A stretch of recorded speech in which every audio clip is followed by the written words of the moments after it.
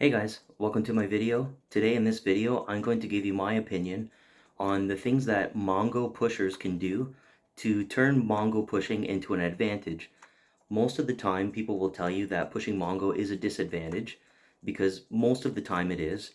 Setting up for tricks is very cumbersome when you roll one way, but you trick another way. So here are the few tips that I have as a Mongo pusher to make Mongo pushing work for you. The first thing is to use a half pipe.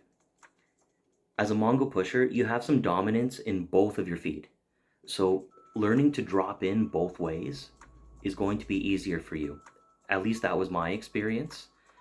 And doing things like nose stalls and rock to fakies both ways is something that I took to relatively easy because I had dominance in both feet. And once you're rolling on that half pipe, it doesn't really matter which way you push because you're not going to be doing a whole lot of pushing anyways. So using the half pipe and using the quarter pipes as even just a means to go up one way and come back down the other way in your dominant stance is one way that you can make Mongo pushing work for you. The second tip I have is learn tricks like body varials or just unique ways of changing your stance. If you roll up to something and you do a body varial before the trick, it adds an extra layer of complexity. It's something that other people can't do as easily. And it's a good way of making a basic trick look even cooler. There's also another trick. I don't know what it's called, so I'm going to explain it with this pen. Imagine the pen, the pen is a skateboard, and it's rolling in the direction that the pen is pointed in. It's rolling this way. So you push up, you get into your dominant stance, then you jump off the board and plant your foot, and then hop back on the board the other way. So I don't know what this trick is called, but it looks really cool if you can do it before your trick. It's more of a longboard dance trick, but you can use it if you're skateboarding and it looks sick. That brings me to my third point. Learn fakie tricks. When you're rolling Mongo, you're always in fakie stance. So learn nollie fakies. Learn nollie fakies. Do shove it's on the nose, right? Instead of your pop shoving it with the tail, shove it with the nose. That's what your dominant foot is going to be. Learn half cabs. Half cabs are going to be easier for you because you're already used to rolling with your dominant foot up on the nose. So doing that half cab is going to be easier for you. At least it was for me.